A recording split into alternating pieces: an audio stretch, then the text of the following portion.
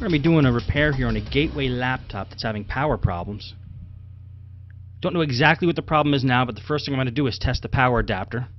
So let's get out the voltmeter, plug in the power adapter, set it to 20 volts, take the black lead, which is the ground, put it on the outside of the tip on the power adapter, take the red lead and stick it into the middle and touch the pin and see if we get up to 19 volts.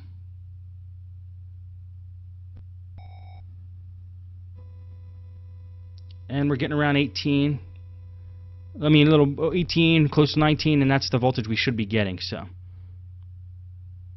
I'm just bending the wire around, making sure that there's no breaks in the wire, that if we bend it, it loses the connection. It seems like it's okay. So I'm gonna give the power adapter an okay here.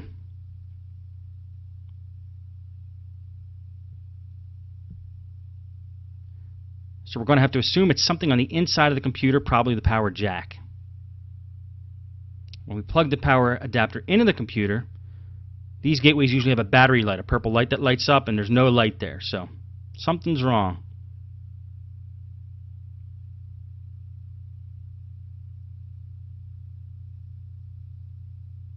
See, their lights are off. We would have seen a purple light if that was working okay. And a purple sticker on the bottom shows that Best Buy worked on this thing, so hopefully there's still some hope for the machine. Take the battery out, try it again, just to make sure. Try to power it on. Still nothing. We're jiggling the power cord as we do this, jiggling the power adapter. Sometimes if you jiggle it, it makes a connection. Sometimes it doesn't on some computers, and that'll at least let you know that the power jack is bad.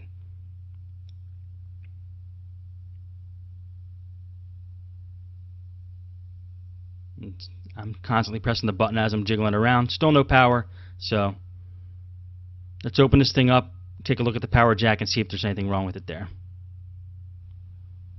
Now this computer is awfully dirty, and I really like to work on laptops that are clean. So I always try to clean them as I take them apart or before I take them apart. If it's so dirty, sometimes I just clean them before I even start working on them, just so I could see the screen, I could touch the keys without feeling grossed out. And what I do is I take a monitor wipe. I actually clean the screen first with the monitor wipe. Then I use that same monitor wipe and just go over the rest of the computer. Those monitor wipes are actually great for removing dirt and grime. They used to be alcohol based. I don't know what they use now, but it's a good substance or solvent, whatever they use in there, that it does a good job of cleaning. And then if there's lots of chunks under the keyboard, I'll take a wet dry vac with the brush attachment and just brush over the keyboard, get all the chunks out from under it. You can't really see from this angle or this close how much stuff is really gunked in there, but I think there's a lot of junk under the keyboard that I'm sucking out there.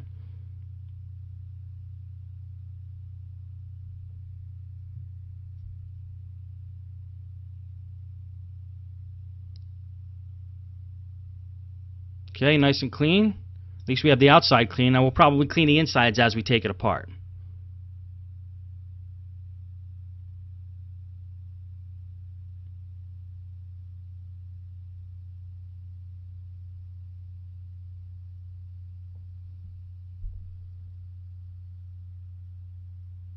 Now there's a plate under this computer that covers the RAM, the processor, and the wireless. No, just RAM and the processor.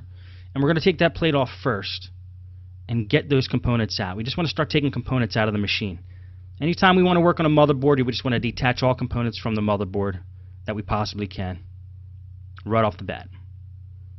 Because if we don't, those components might stop us from getting to the motherboard. There might be somebody screwing it in, or there might be screws hidden underneath the RAM, or the heatsink on the processor might be causing the motherboard to be stuck.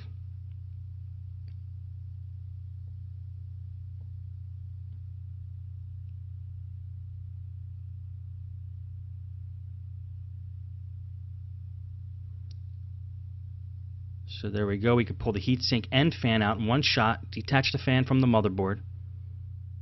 Let's take the RAM out.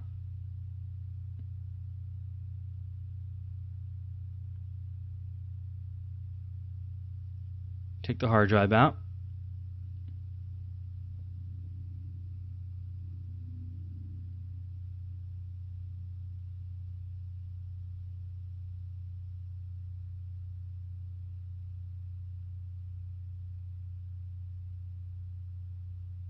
and then take this cover off, which will expose the wireless card.